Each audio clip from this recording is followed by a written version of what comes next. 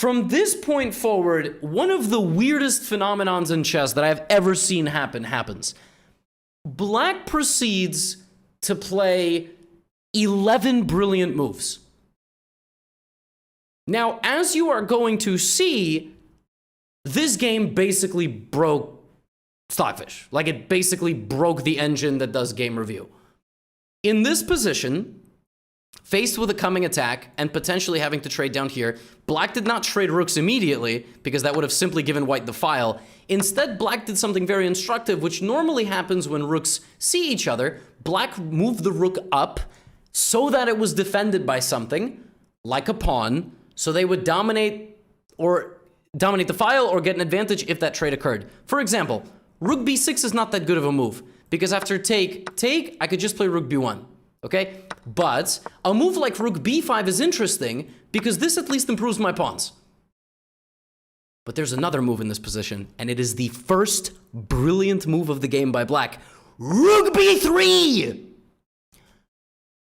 That is a ridiculous move. Now, I'm assuming that based on Black's elo of 1017, Black thought, oh, I attack the bishop, and if they take me, maybe they didn't even see this, by the way, that I'm gonna go here, and my pawns are very strong. Two connected pawns walking hand in hand, and White is gonna have to spend a lot of time and energy blockading them, and if you don't succeed in blockading them, I'm going here, and that's death. Because I hit this, you can defend, but in comes my rook. It's very, very, very bad. So rook b3 is a sensational move. White now moves the bishop out of getting captured. And Black gets their second brilliant move of the game. Knight to a5. Re-sacrificing the rook on b3. Just not moving it. Yes, my rook is standing here, and I can't take the bishop anymore, but you can't take me anyway. Because after this, I'm going knight c4. And with my knight and two pawns, I'm going to murder you on the queen side. So that's brilliant move number 2. Suddenly, White's position is in a massive bind. White's entire game plan hinged upon all of this. Not Tinder, not Bumbled. Hinged upon e4 and g5 and all of this stuff. But White's not getting any of that. So now, Black gets brilliant move number 3. Black realizes, I don't have to wait around. Knight b7! 3 brilliant moves because this dumb rook is still standing here. 3 brilliant moves, and I'm going to take the bishop, the only active piece in the position. White plays knight f4. Could White continue to try to dance around? Yeah, but then a5.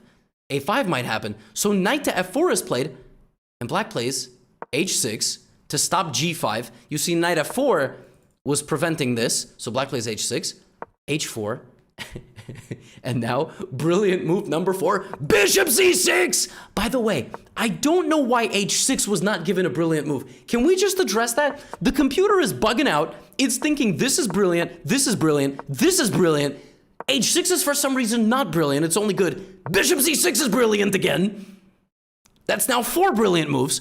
The king goes up to g2 because, again, maybe White was a little bit concerned about something here. So White plays king g2, trying to play rook h1 and g5 and open up on the h-file. And now we have brilliant move number 5, knight to d7! The rook is just hanging. It just can't be taken. It's just a reality of existence now that that rook is not going to be taken. 5 brilliant moves. The knight is going to get... Both of these knights are swarming this bishop. And there's nothing White can do. That's covered. I mean, if the bishop goes to a7, you just play queen a8, okay? Or queen h4, by the way. So White just decides, I need to commit my attack. This ain't it, though. I mean, h5 is not it. You had to go rook h1.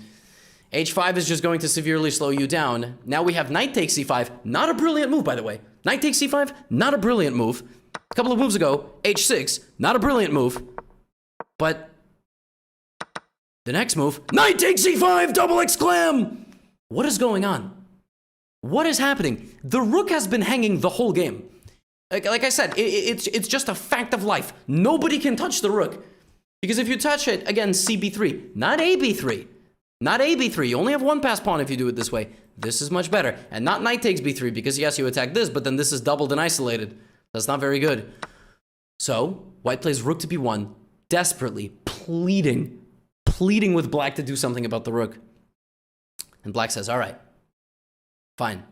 I'm now going to relinquish my defense of this rook, and I'm going to play a3, another brilliant move!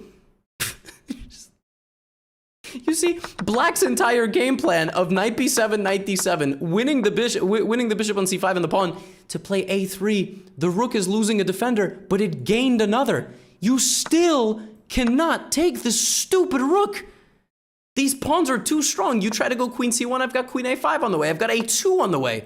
I have knight not knight d3, but knight a4 potentially on the way. This is ridiculous. a3, another brilliant move. White plays rook a1. And now black, my friends, you do not need to be Sherlock Holmes to identify what is about to happen. Queen e7, another brilliant move. Oh my goodness. Oh my goodness. We have a battery facing the pawn on e3. Let it be known, how many moves ago did I mention that pawn on e3 when white played f3? White needed to play e4. White had to expand in the center of the board. White didn't. Played a wrong game plan, and black just danced around with the rook on b3. Two stubborn bodies. White not taking, black keeping the rook on b3. White in this position can play rook here. White decides to play rook f2. Not a great move. Now queen takes e3. Yet another brilliant move. Another one. So brilliant. Now, recapturing the queen, unfortunately, not given a brilliant move. That, unfortunately, was straightforward. And now, my friends, in this position, perhaps the most dazzling, destructive, dominant, scintillating, captivating, exhilarating, brilliant move thus far of this entire game. Can you tell that I may or may not be sarcastic at this moment? In this position, black played the absolutely incredible bishop to b7, retreating one square!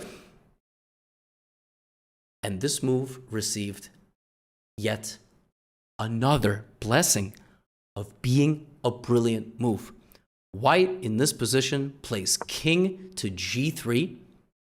Walking into this, desperate times call for desperate measures. And now, the move heard around the world, the 11th brilliant move of this entire game, with this rook hanging on this position. For like the last few moves, rook b2 was possible. There was absolutely no reason to keep the rook there. d4, with the intention of opening up a pressure over here. If takes, the rook now joins the party. Rook takes f3, rook takes f3, rook takes f3. And in this position, white can move the king out the h-file or into the line of sight of the bishop. But instead of doing any of that, white just resigned. Because if you move the bishop into the line of sight, I'll go knight b3. You can't really take because of the discovered check. If you don't decide to lose the game like that, and instead you go to h4, I will go to e6, I will go to g5, and I will mate you. Now, the game is certainly not over. I think resigning here is certainly premature, and we don't want to be premature. But as far as the attack that black provided in this game, for the last 15 or so moves, in this position, the idea to play rook to b3, I told you, in case it wasn't clear, white resigned. I said that. Not here. Later. The reason why this game was so weird to me is because it was such a good game, but I cannot tell if it was played by accident. Like, these players are 800 and 1,000. I'm not convinced they knew what they were doing. Maybe they did know what they were doing. I have no idea. All I know is that rook survived a literal apocalypse, a robot attack on humanity. Knight c5, a3, every single one. This is not a joke. This is not a drill. Every single one of those moves was granted brilliancy according to chess.com. The game ended with 11 brilliant moves. 1, 2, 3, 4, 5, 6, 7, 8, 9, 10, and 11. Oh my goodness. What a game. A great game. Hopefully an instructive game. One of the weirdest games I have ever featured on this channel. And that's all I have for you today. A friendly reminder before we sign off. I know this is the part where you click on videos in your sidebar. It shows on my retention chart, but this thing is out and this thing is super cool. And I'm so excited to share it with you. So, How to Win at Chess by yours truly. Get a book. Go to somewhere on the... I dropped my phone because I was so excited. Go to somewhere on the book tour. I will sign it. Or wait for a signed copy. Until next time, get out of here.